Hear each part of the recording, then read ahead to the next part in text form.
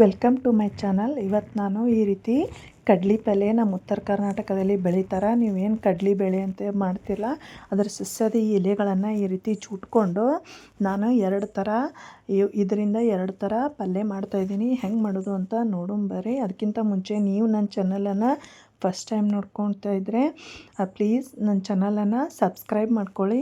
ನೋಡಿರಿ, ಮೊದಲಿಗೆ ಈ ರೀತಿ ನಾನು ಕಡ್ಲಿ ಪಲ್ಯನ ಚೆನ್ನಾಗಿ ತೊಳ್ಕೊಂಡು ಈ ರೀತಿ ಕಟ್ ಮಾಡ್ಕೊಂಡು ಇಟ್ಕೋತಾ ಇದ್ದೀನಿ. ಚೆಂದಂಗೆ ಒಳಗೆ ಕೀಡಿ ಅಂಥೇಳಿ ಇರ್ತಾವೆ, ಅವತ್ತನ್ನು ನೋಡಿಕೊಂಡು ನೀವು ಚೆನ್ನಾಗಿ ಸ್ವಚ್ಛ ಮಾಡ್ಕೊರಿ. ನಂತರ ಇದನ್ನು ಈ ರೀತಿ ಸಣ್ಣಗೆ ಕಟ್ ಮಾಡ್ಕೊರಿ. ನಾನಿಲ್ಲಿ ಸ್ವಲ್ಪ ಹೈಬ್ರಿಡ್ ಅಂತ ಹೇಳ್ತಾರಲ್ಲ ಅದನ್ನು ಬಳಸ್ಕೊಂಡೀನಿ. ಅದ್ರ ನೀವು ಜವಾರಿ ಇದಕ್ಕಿಂತ ಚಿಕ್ಕದು ಹುಳಿಯಾಗಿ ಒಂಥರ ಟೇಸ್ಟ್ ಇರ್ತದೆ ಇದ್ರ ಪಲ್ಯ. ಅದನ್ನು ಕಟ್ ಮಾಡಿ ಇಟ್ಕೊಂಡ್ಮೇಲೆ ನಾನಿಲ್ಲಿ ಒಂದು ಕುಟ್ಟಾಣಿಗೆ ಒಂದು 7ರಿಂದ 8 ಬೆಳ್ಳುಳ್ಳಿ, ಒಂದು ಅರ್ಧ ಚಮಚದಷ್ಟು ಜೀರಿಗೆ ಹಾಕಿ ಚೆಂದಂಗೆ ಜಬಳ ಕುಟ್ಕೋತಾ ಇದ್ದೀನಿ. ನಂತರ ಈ ಕಡೆ ಒಂದು ಕಡಾಯಿ ಇಟ್ಕೊಂಡು ಕಡಾಯಿಗೆ ಸ್ವಲ್ಪ ಎಣ್ಣೆ ಸ್ವಲ್ಪ ಬೇಸಿನೇ ಹಾಕಿರಿ. ನಾನಿಲ್ಲಿ ಒಂದು ಸೌಟದಷ್ಟು ಫುಲ್ ಒಂದು ಚಮಚ ಹಾಕ್ಕೋತಾ ಇದ್ದೀನಿ. ನಂತರ ಈ ಕುಟ್ಟಿದಂಥ ಬೆಳ್ಳುಳ್ಳಿ ಮತ್ತು ಜೀರಿಗೆ ಪೇಸ್ಟ್ ಹಾಕ್ಕೊಂಡು ಫ್ರೈ ಮಾಡ್ಕೊಂಡೀನಿ. ನಂತರ ನಾನಿಲ್ಲಿ ಈ ಹಸಿಮೆಣ್ಸಿನ್ಕಾಯನ್ನು ಅದನ್ನೂ ಜಬಳಾಗಿ ಕುಟ್ಕೊಂಡೀನಿ. ಅದನ್ನು ಕೂಡ ಚೆನ್ನಾಗಿ ಎಣ್ಣೆಯೊಳಗೆ ಅದೇನು ಖಾರ ಬಿಡೋ ತನಕ ನಾವು ಚೆನ್ನಾಗಿ ಫ್ರೈ ಮಾಡ್ಕೊಳ್ಬೇಕು. ಆ ಫ್ರೈ ಮಾಡ್ಕೊಂಡ್ಮೇಲೆ ಇದೇನು ನಾವು ಕಡ್ಲಿ ಪಲ್ಯ ತೊಳೆದಿಟ್ಕೊಂಡಿರ್ತೀವಲ್ಲ ಅದನ್ನು ಹಾಕ್ಕೊಂಡು ಅದನ್ನು ಕೂಡ ಚೆನ್ನಾಗೆ ಫ್ರೈ ಮಾಡ್ಕೋಬೇಕು. ನೋಡಿರಿ, ನಾ ಯಾವ ರೀತಿ ಫ್ರೈ ಮಾಡ್ತಾಯಿದ್ದೀನಿ ಅದೇ ರೀತಿ. ನಂತರ ನಾನು ಇದಕ್ಕೆ ಹುರಿದು ಪುಡಿ ಮಾಡಿದಂಥ ಶೇಂಗಾದ ಹಿಟ್ಟು ಹಾಕ್ಕೋತಾ ಇದ್ದೀನಿ. ನೋಡಿರಿ, ಇದನ್ನು ಕೂಡ ಹಾಕ್ಕೊಂಡು ಒಂದು 2 ಚಮಚದಷ್ಟು ಹಾಕ್ಕೋರಿ. ಇದು ನೀವು ಬೇಕಂದ್ರೆ ಕಾಳು ಕೂಡ ಸ್ವಲ್ಪ ಒಂದರೊಳಗೆ ಒಂದು 4-5 ಪೀಸ್ ಆಗಂಗೆ ಸುತ್ತಿಗೆ ನೀವು ಚಟ್ನಿಗಲ್ದ ಕುಟ್ಟಿ ಹಾಕ್ಕೋಬೋದು. ನೋಡಿರಿ, ಈ ರೀತಿ ಚೆನ್ನಾಗಿ ಫ್ರೈ ಮಾಡ್ಕೋಬೇಕು. ಇದು ತುಂಬ ಸೂಪರಾಗಿರ್ತದೆ.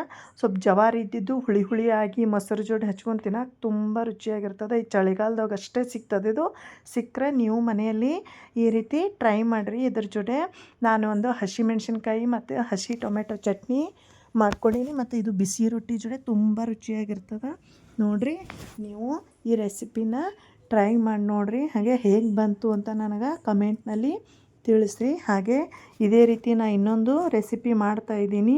ಇದನ್ನು ನಾನು ಹುರುಳಿ ಕಾಳನ್ನು ಬಳಸಿ ಮಾಡ್ತಾಯಿದ್ದೀನಿ. ನೀವು ಬೇರೆ ಎಲ್ಲ ಕಾಳುಗಳನ್ನು ಕೂಡ ಬಳಸಿ ಮಾಡ್ಬೋದು. ಉದಾಹರಣೆಗೆ ನೀವು ಬೇಳೆ ಹಾಕ್ಬೋದು, ಆಮೇಲೆ ಹೆಸರು ಕಾಳು ಹಾಕ್ಬೋದು, ಅಲಸಂದಿ ಒಳಗೆ ಹಾಕ್ಕೊಂಡು ಮಾಡ್ಕೋಬೋದು. ನೋಡಿರಿ, ನಾನು ಇದಕ್ಕೆ ಒಂದು 2 ಮುಷ್ಟಿಯಟ್ಟು ನಾನು ಇದು ಸೊಪ್ಪನ್ನು ತೊಗೊಂಡು ಸ್ವಚ್ಛಂಗೆ ತೊಳ್ಕೊಂಡು ಅದನ್ನು ಕೂಡ ಕಟ್ ಮಾಡಿ ಇಡ್ತಾಯಿದ್ದೀನಿ.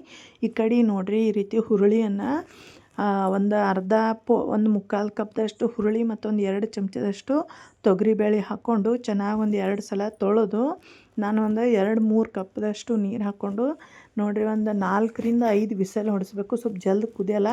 ನಾನಿಲ್ಲಿ ಬೇಳೆ ಹಾಕ್ತಿರೋದು ಸ್ವಲ್ಪ ಮೆತ್ತಗಾಗ್ತದೆ, ಸ್ವಲ್ಪ ಟೆಕ್ಸ್ಚರ್ ಚೆನ್ನಾಗಿ ಬರ್ತದೆ ಅಂಥೇಳಿ ನಾನು ಬೇಳೆ ಹಾಕ್ತೀನಿ.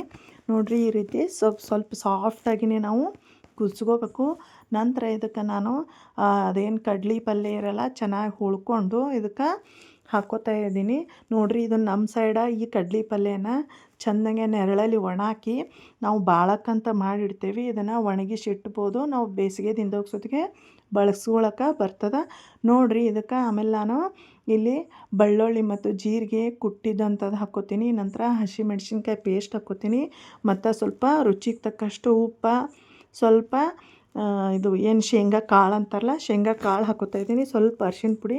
ನಾನು ಆಗಲೇ ರೆಸಿಪಿ ಒಳಗೆ ಉಪ್ಪು ಹೇಳೋದು ನೆನಪು ನಾ ಹಾಕೀನಿ, ಆದರೆ ನಿಮಗೆ ಹೇಳೋದು ನನಗೆ ನೆನಪು ಹರ್ಯದ. ನೋಡಿರಿ, ಈ ರೀತಿ ಸ್ವಲ್ಪ ಮ್ಯಾಲೆ ಎಣ್ಣೆ ಹಾಕಿ ಇದನ್ನು 1ರಿಂದ 2 ನಿಮಿಷ ಮೀಡಿಯಮ್ ಫ್ಲೇಮ್ದಾಗ ಬೇಯಿಸ್ಕೊಂಡ್ರಾಯ್ತು.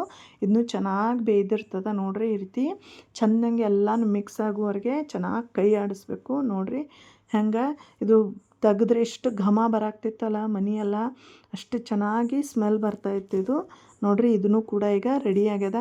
ನೀವು ಬೇಕಂದ್ರೆ ಇದಕ್ಕೆ ಕೊತ್ತಂಬರಿ ಸೊಪ್ಪು ಹಾಕ್ಕೋಬೋದು. ನಾನಿಲ್ಲಿ ಹಾಕ್ಕೊಂಡಿಲ್ಲ. ನಾನು ಇದನ್ನು ಕೂಡ ಬಿಸಿ ರೊಟ್ಟಿ ಮಾಡಿದ್ದೆ, ಬಿಸಿ ರೊಟ್ಟಿ ಜೊತೆ ಮಾಡೀನಿ. ಇಲ್ಲಿ ನಾನು ಹೀರೆಕಾಯಿ ಚಟ್ನಿ ಮತ್ತು ಮೊಸರನ್ನು ಬಳಸ್ಕೊತಾ ಇದ್ದೀನಿ. ನಮ್ಮ ಉತ್ತರ ಕರ್ನಾಟಕದ ಈ ರೀತಿ ಸ್ಪೆಷಲ್ ಊಟನೇ ಅಂತ ಹೇಳ್ಬೋದು. ಇದನ್ನು ತುಂಬ ಆರೋಗ್ಯಕ್ಕೂ ಹೆಲ್ದಿಯಾಗಿರ್ತದೆ. ಮತ್ತು ಅವು ಇವು ತಿನ್ನೋದಕ್ಕಿಂತ ಇದು ಟೇಸ್ಟಿಯಾಗಿರ್ತದೆ. ನೀವು ರೆಸಿಪಿ ಟ್ರೈ ಮಾಡಿ ನೋಡಿರಿ. ಹಾಗೆ ಈ ವಿಡಿಯೋ ಇಷ್ಟ ಆಗಿದರೆ ಲೈಕ್ ಮಾಡಿ, ಶೇರ್ ಮಾಡಿ, ಹಾಗೆ ನನ್ನ ಚಾನಲನ್ನು ಸಬ್ಸ್ಕ್ರೈಬ್ ಮಾಡಿ.